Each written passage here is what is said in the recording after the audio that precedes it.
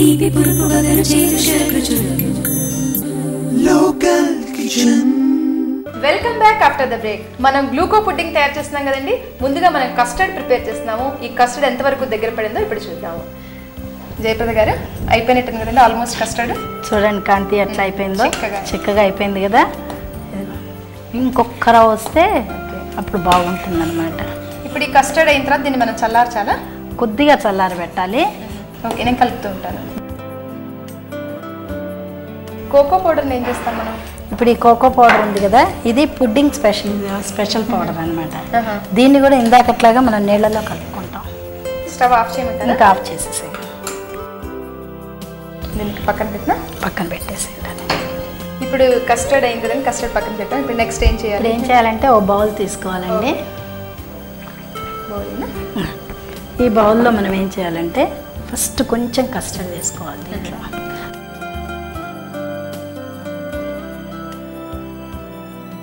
ఇట్లా అనుకుంటుంటే కొంచెం ఆవిరిపోతుంది.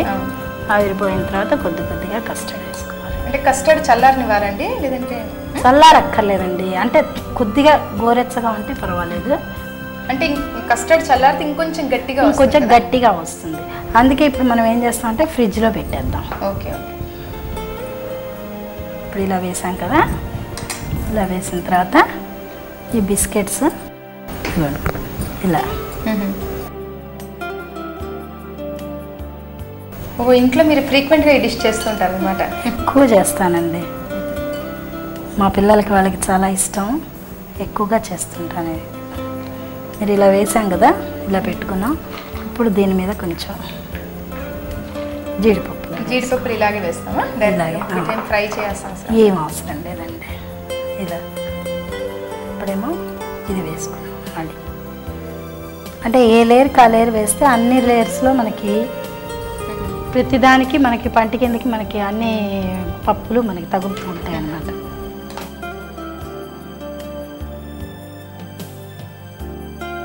అంటే మనం ఇలా లేయర్స్ మాదిరిగా వేసిన తర్వాత ఫ్రిడ్జ్లో పెట్టాక అది గట్టిపడి స్లైసెస్గా వస్తుంది అన్నమాట.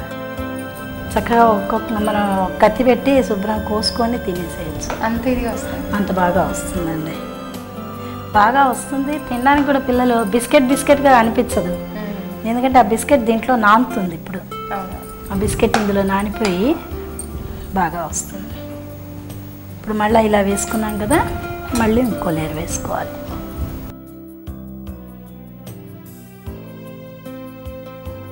మనకి ఎన్ని వరుస పడితే అన్ని వరుసలు వేసుకోవచ్చు.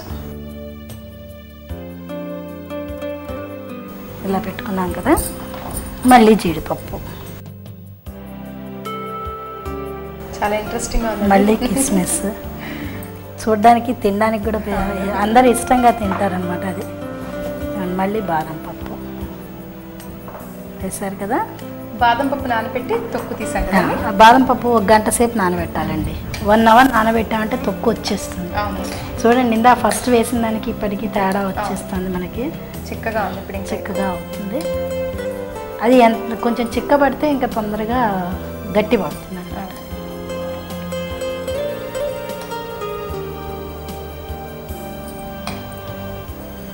అవి ఎక్కడికక్కడే మునిగిపోయేట్టుగా వేసుకోవాలన్నమాట మనం. ఇది అయిపోయింది కదా, మళ్ళీ ఇంకొక లేయర్. ఇది మన ఇష్టం, మనకి ఎంత క్వాంటిటీ కావాలో దాన్ని బట్టి మనం లేయర్స్ వేసుకోవచ్చు. సహజంగా ఒక 1/2 లీటర్ దానికి మనకి ఒక 1.5 బిస్కెట్ పైనే పడుతుంది.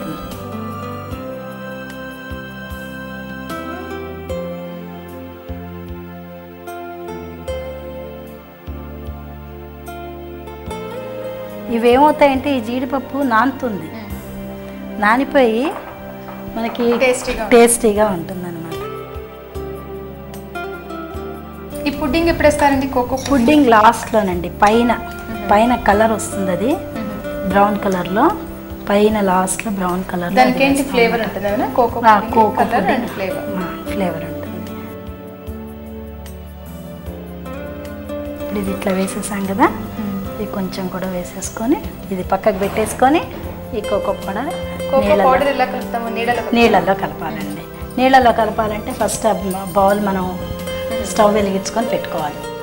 అది ఆ బాండి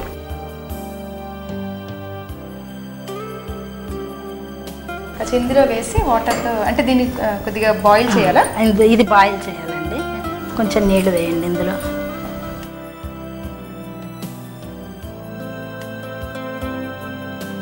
చాలా చాలు.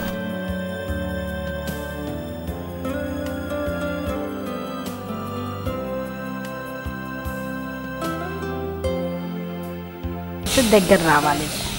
ఇది కూడా దగ్గరకు వస్తుంది, అదే వచ్చేస్తుంది.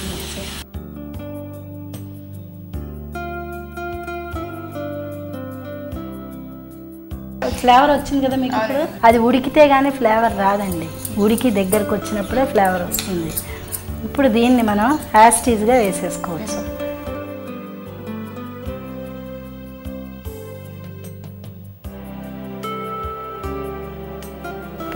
షుగర్ అది యాడ్ చేయాలి? అక్కర్లేదండి, ఆల్రెడీ మనం షుగర్ యాడ్ చేసిందే కదా ఇదివరకు దాంట్లో.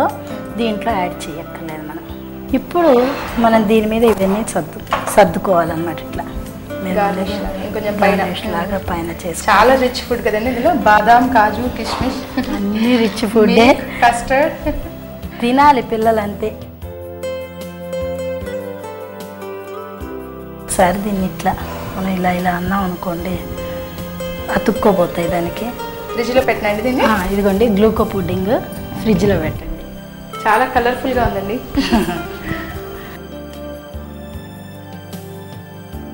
జయప్రద గారు, మనం కోకో పుడ్డింగ్ లోపల పెట్టాం కదా ఫ్రిడ్జ్ లోపల, 1 hour అయింది. తీసి చూద్దామా? తీసి చూడండి. ఓకే.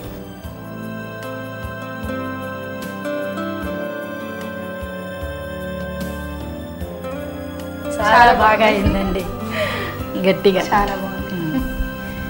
ఇప్పుడు ఇంక దీనికి ఏం చేయాల్సిన అంటే ఆల్రెడీ ఇంకా ఏం చేసేది ఏం లేదు. డ్రై ఫ్రూట్స్ అన్ని వేస్తారు. హ్యాపీగా తీసుకొని తినడమే. ఇవ్వండి, గ్లూకో పుడ్డింగ్ రెడీ అయిపోయిందండి. ఫెంటాస్టిక్ అండి, చాలా బాగుంది డిష్. తప్పకుండా నేను ఇంటికి వెళ్ళి ట్రై చేస్తాను. ఇది తప్పకుండా ట్రై చేయాలి. గ్లూకో పుడ్డింగ్ ఎలా తయారు చేయాలో చూసారు కదండి. చాలా టేస్టీగా ఉంది. ఎంతో ఈజీగా మనం ఇంట్లో దీన్ని ప్రిపేర్ చేయొచ్చు. మరి గ్లూకో పుడ్డింగ్ తయారు చేసే విధానం మరొకసారి చూద్దాం. గ్లూకో పుడ్డింగ్ తయారు చేయడానికి కావలసిన పదార్థాలు: పాలు, glucose biscuits, custard powder, sugar, cocoa powder, జీడిపప్పు, బాదం పప్పు, కిస్మిస్. గ్లూకో పుడ్డింగ్ తయారు చేసే విధానం: ముందుగా స్టవ్ ఆన్ చేసి ఒక బౌల్ తీసుకుని దాంట్లో పాలు వేసుకుని పాలని మరిగించుకోవాలి. ఇప్పుడు ఒక బౌల్లో 4 చెంచాల కస్టర్డ్ పౌడర్, షుగర్ వేసుకుని కొంచెం నీళ్లు పోసుకుని కలిపి రెడీగా ఉంచుకోవాలి. ఇప్పుడు మరిగే పాలలో ఈ మిశ్రమాన్ని కొంచెం కొంచెం వేస్తూ ఉండలు కట్టకుండా కలుపుకుంటూ ఉండాలి. ఈ మిశ్రమం దగ్గర పడ్డాక స్టవ్ ఆఫ్ చేసి ఇప్పుడు వేరొక బౌల్లో ఒక లేయర్ కస్టర్డ్, ఒక లేయర్ గ్లూకోజ్ బిస్కెట్స్ వేసుకుని దానిపైన జీడిపప్పు, కిస్మిస్, బాదం పప్పు వేసుకుని మళ్ళీ దానిపైన ఇంకో లేయర్ కస్టర్డ్, బిస్కెట్స్ వేసుకోవాలి. ఇప్పుడు ఇలా ఒక 3-4 లేయర్స్ వేసుకున్న తర్వాత ఈ మిశ్రమాన్ని రెడీగా పక్కన పెట్టుకోవాలి. కోకో పుడ్డింగ్ పౌడర్ని కొంచెం వాటర్లో వేసుకుని అది దగ్గరికి వచ్చేదాకా ఉడకనివ్వాలి. అది బాగా దగ్గరికి వచ్చిన తర్వాత బిస్కెట్స్ లేయర్ మీద ఈ కోకో పుడ్డింగ్ మిశ్రమాన్ని వేసుకుని చివరికి కాజు, కిస్మిస్, బాదం వేసుకుని గార్నిష్ చేసుకుంటే గ్లూకో పుడ్డింగ్ తయారవుతుంది. గ్లూకో పుడ్డింగ్ ఎలా తయారు చేయాలో చూసారు కదండి. మరి మా నెక్స్ట్ ఐటమ్ స్వీట్ హాట్ జొన్న. అది నేర్చుకోబోయే ముందు చిన్న బ్రేక్ తీసుకుందాం.